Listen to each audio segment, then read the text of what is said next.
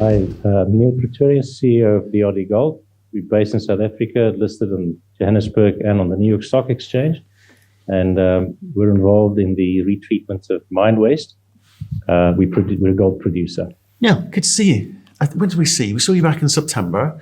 Well, it's a slightly different place, getting back to normal. Are you well over there in South Africa? Yes, we are. I think the only reminder, if you're fortunate enough to be healthy, and most of us in South Africa are, we've come through the pandemic quite well, I believe. The reminder is wearing masks in public, but other than that, the fact that we can't go to sport events yet, life is pretty much back to normal. Good. Well, wanted to catch up with you as we do. We talk every 6 months, and always enjoy these conversations. But I want to talk to you about growth, okay? Because 2021 was a sort of sideways year. It kind of came off a kind of stellar 2020. How are you going to get back to those highs of 2020? Look, I think in terms of production, we are in the near term investing in maintaining production run rates. That's for the foreseeable 12 to 18 months.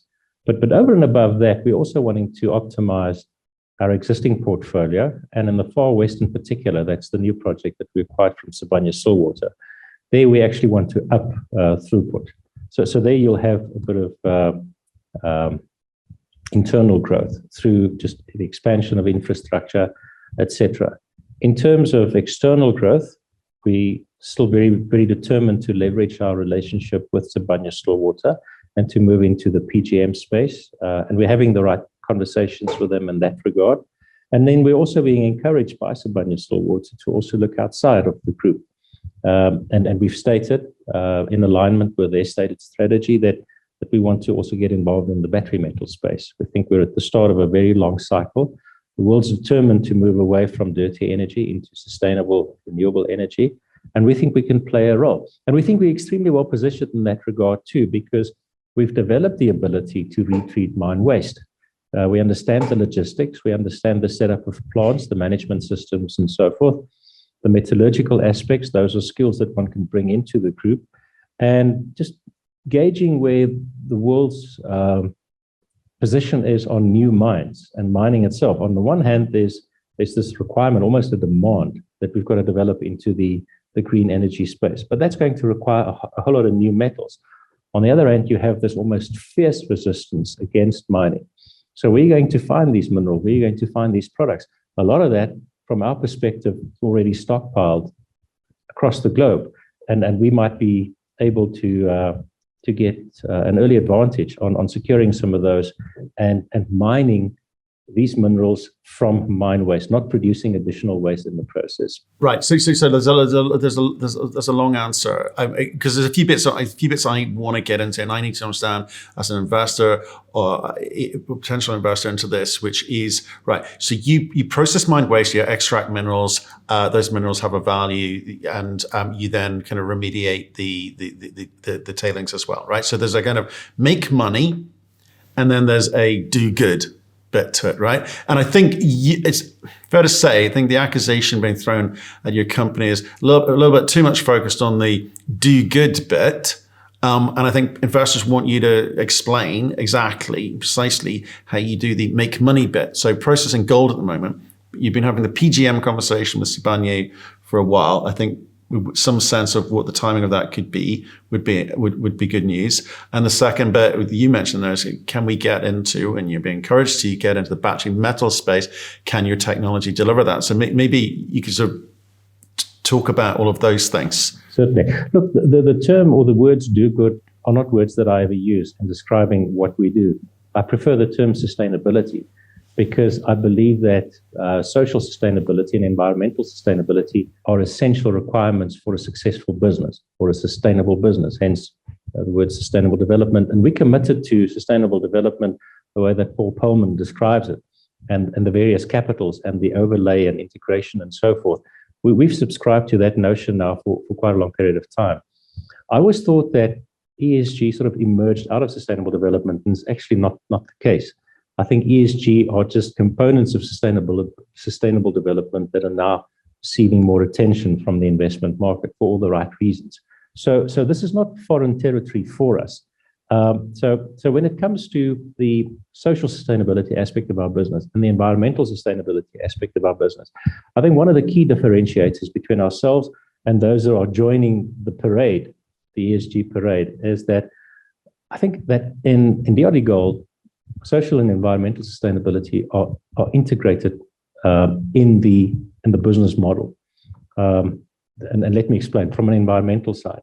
So clearly, the reduction of the use of potable water is a nature capital aspect or capital stock.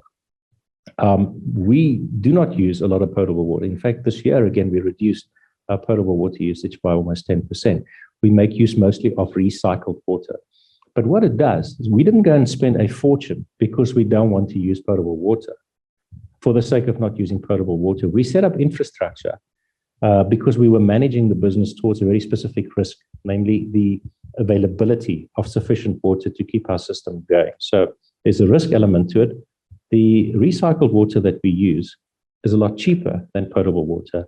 And there's the aspect of the environmental dividend as well.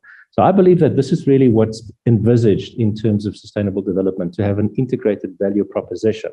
And the same applies to a whole host of other things. We're now moving into the solar power space, which makes a lot of sense now with the technology having developed to the point where it has, where it's more reliable, it's more resilient, more robust, more available, and also now finally cheaper than what fossil fuel energy costs us in South Africa.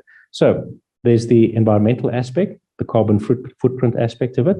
There's the quality of supply and the reliability of supply, and importantly, also the cost of supply. That, I believe, is if you truly understand sustainable development, that is what an integrated value model looks like. And this is what one should pursue. And this is where you also then differentiate, because we're not chasing off in a direction, investing a fortune, other equipment's becoming redundant overnight. You've got these big balance sheet write-offs, et cetera, et cetera. We've aligned it and we've integrated it fully to make sure that an investment in the one is also an investment in the other, and that you have value emerging or value growth, value unlock in respect of all of those elements. And if you don't, if you run it sort of as a separate portfolio, it's always going to be somewhat disconnected unless you have a very strong conductor who can pull these things across.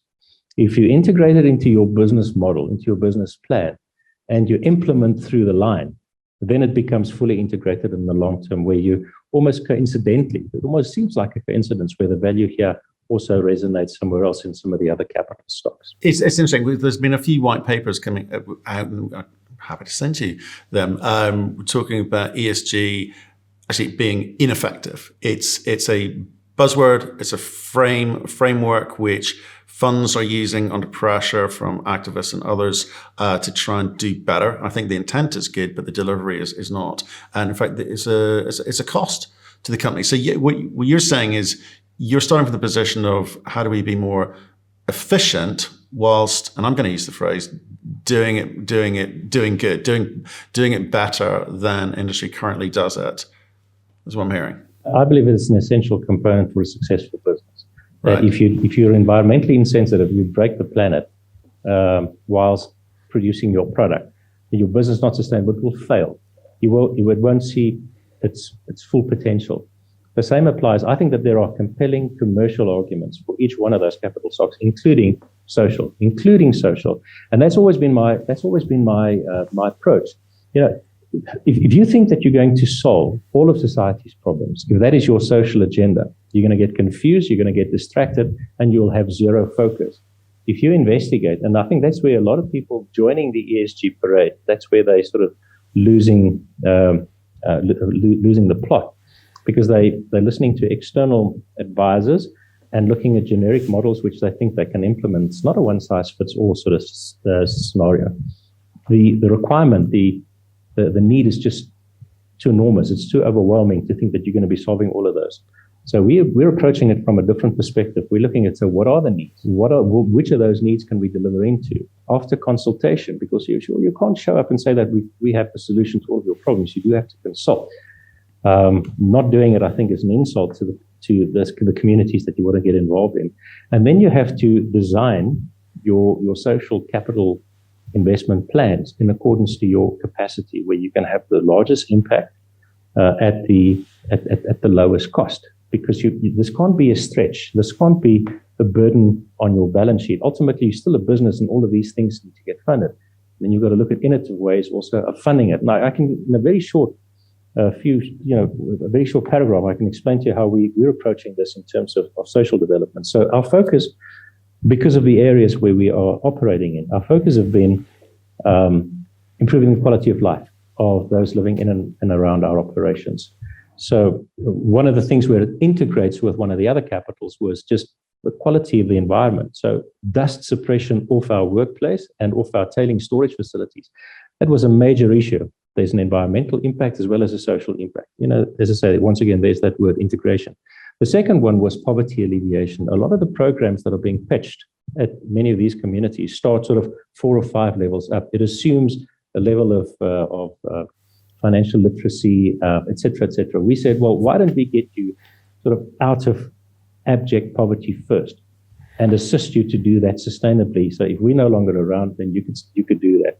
And then quite a big focus also on the part of youth education. We can't build schools.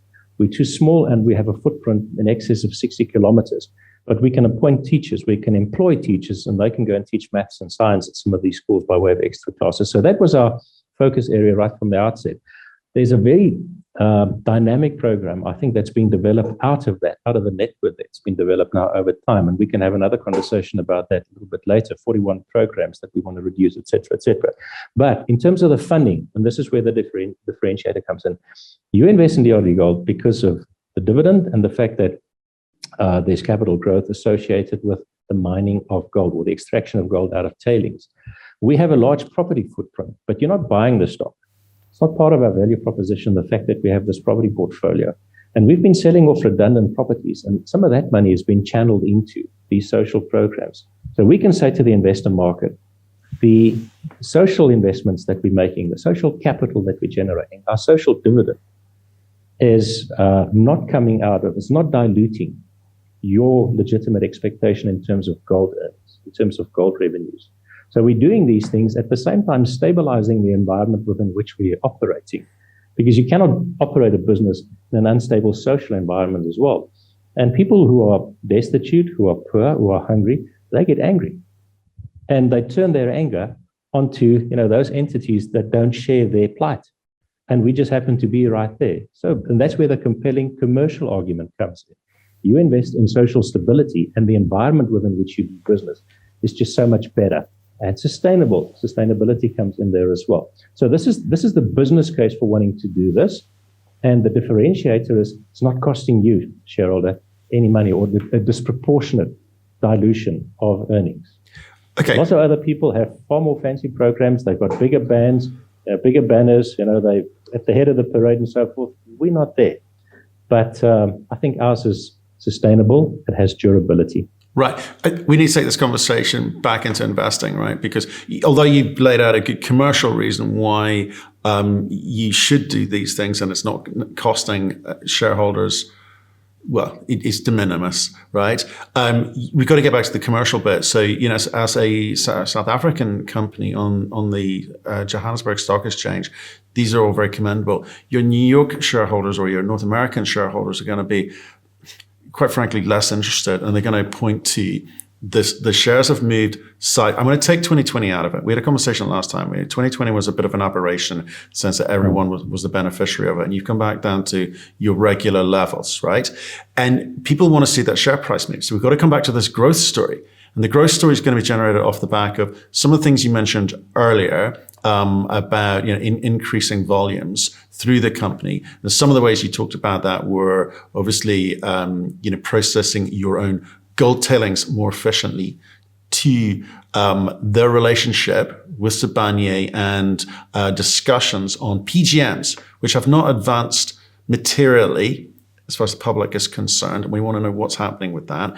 And then obviously battery metals as well. So can you just talk to us maybe, because I want to get into the growth bit, because you're doing wonderful things like dividends and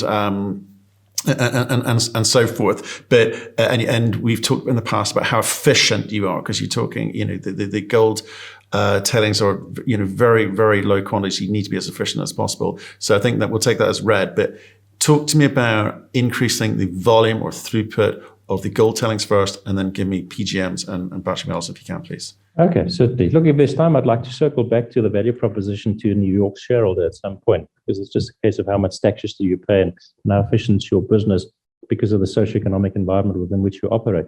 And the numbers are there. We can talk to those numbers in terms of increasing volume throughput.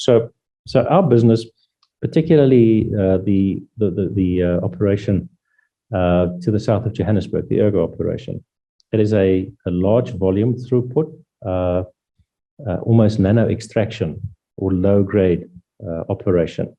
And the grades, that the mix that we've always had access to up until now has been a healthy mix of mostly lower grade tailings and a very small component, like a sprinkle of salt, component of higher grade coarser material. Now, the coarser material, the availability of coarser material is diminished. We've mined through a lot of those, as a consequence of which we're more reliant on the lower grade slimes material. In order to maintain economies of scale, we have to up the volume throughput because it's a rand per ton game. We have to up the volume throughput, and we have to focus even more on extraction efficiency. Now, at the moment, admittedly, the footprint is a complex footprint. We have about 15 different sites where we're operating, half of which are really cleanup sites where there's quite a bit of stockpiling taking place, and that's adding to the costs. But we can do that now because it's part of the business plan, because of the gold price environment within which we find ourselves and the sort of margins that we are managing to maintain in the current gold price environment. So we can do it because it has to get done. And if it has to get done, you might as well get it done as quickly as possible. You might as well get it done now. It's not without value. It's mostly in the form of stockpiling. It will find its way into the plant, but it's finding its way into the costs, operating costs at the moment. Now, the transition that's taking place, and this is now towards the higher volume throughput point that you make. The transition that's taking place is that in about 2-3 years, or systematically, the number of sites will diminish, will decrease as closure takes place. Also, some of the smaller sites get depleted, and we will be focusing on 3, maybe 4 larger sites, consisting mostly of slimes. Now, to get this stuff to the plant already is costing quite a bit less, so you can restore some of the margin there. By upping the volume, you're diluting your cost per ton, so that too contributes towards margin. And then, of course, it's the whole issue of, and that's the future strategy that we're working on. It's the whole issue of better extraction efficiencies. You also have to put it somewhere, namely your tailings dam. So a lot of the capital that we set aside this year, and the guidance that we gave on capital is about 600 million rand. So a lot of the capex this year is going into storage facility upgrades and extending the capacity of those storage facilities. That is in terms of Ergo. The second internal growth story is Far West Gold operations. There we started off on a very small site, and we're only doing 500,000 tons a month. And we've been telling the market that that site is intended to become 1.2, potentially a 1.6 million ton a month site. And that phase is being pursued at the moment. We've completed the feasibility. We've decided to challenge the Department of Water and Sanitation on one of the design requirements that they have for our tailings facility. So there's an interim phase that's being envisaged, but that interim phase will include a doubling of the volume throughput of this particular operation. Now, by doubling its throughput, we're now putting ourselves in a position where we can start creating a better blend, a more healthy or sustainable blend going forward, enabling us to mine the entire resource. We're mining a small high-grade resource at the moment. We want to blend that with the rest of the lower grades so that we can mine the entire thing. You want to have a flat line in terms of head grade. You don't want to have a very high head grade initially and for it to deplete over time, and then you're stuck with the rubbish right at the end. You want to blend this so that you can mine the entire thing. And so there will be probably about a 20, maybe 25% increase in total gold that's produced, but that's because of it's a function of the blend. It is the fact that some of the lower grades material will find its way into that as well. So that's the medium-term plan for the Far West Gold operations. But give me some numbers that people can remember and take away and go, here's where we are at now. This is what we're aiming to be able to produce. What does that look like? Okay, are we talking about a marginal increase, or are we talking about doubling it? So Far West Gold, at the moment, 500,000 tons of material per month that's getting treated. The interim phase is a doubling of volume and between a 20 and 25% increase in production. And the intention is to have that in place within the next 24 to 36 months. Right. The increase in volume throughput. Right. And just how, because obviously you've given guidance for 2022 of somewhere between 160,000 and 180,000, right? So that's the kind of steady state. So what seems to be the steady state. When does this all start hitting the bottom line? The increase in volume throughput, once the plant's been increased in size. Right. So the guidance that you're seeing now is pretty much, I think, what we would be able to continue to guide until such time as we've done the volume throughput increase. So what's the timing? What are we looking at? Well, we want to start work on this. In terms of the second phase for Far West Gold, I mean, the idea was to start construction on a very large tailings dam this year. Because we're challenging the Department of Water and Sanitation on the design, that's not going to happen. So we're looking at just how can we stretch the existing deposition capacity that we have to give us a 5 to 8 year breather before we do have to start that construction. And I think once we've bedded that down, we can start planning and work also on the interim phase of doubling the plant capacity. But we won't start construction this year. But I would be very surprised if we do not start construction during the course of 2023 in terms of the interim phase. Look, in the meantime, there are all sorts of upgrades. We've completed the closed circuit mill at Far West Gold. We've done the new thickener and so forth. So there's an ongoing process of continuous improvement. But in terms of the next phase of actually implementing the volume throughput upgrade, I think that is 2023's agenda. Okay. Certainly in terms of capital votes. There hasn't been any capital vote allocation in this year for the volume increase, other than the work that's being done towards the design of the tailings facility. Right. And so just in terms of, how do you tell, which is great, and we got a better understanding of the timing and the quantum that you're aiming for. The timelines are feel quite long, will feel quite long to a lot of people, a lot of investors, shareholders, etc.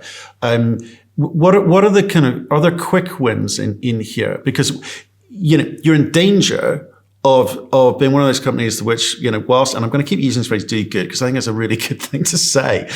More companies need to do good.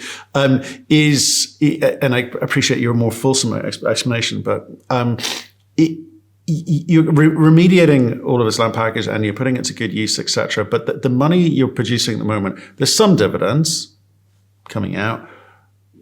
Equity is not really moving in a way which is attractive to new investors, but the monies that you are producing seems to be going back in the ground, right? And that's the danger when companies reach a certain stage. So this is why I keep hammering on about this growth component and trying to understand it. So I guess the question is: are there some short-term wins that people could get excited about, or is it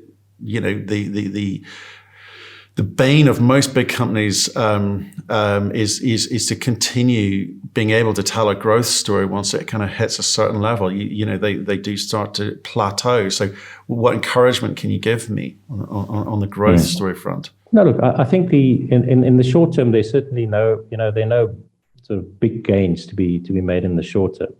I think the priority for us for the short to medium term is to make sure that we can maintain production run rate, that we contain our costs.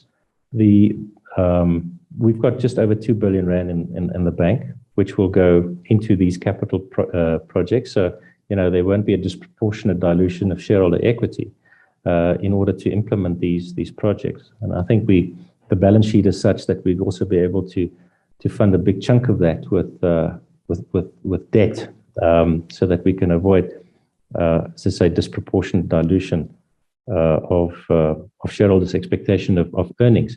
The way that we're looking at the second phase of Far West, in terms of when do we implement and what do we implement, the feasibility study that we did was as ambitious as this environment could allow, considering not only our own resource, but also tailings that are available in that area, which are probably sterilized because nobody else has a tailings facility or will have a tailings facility large enough to accommodate all of this material.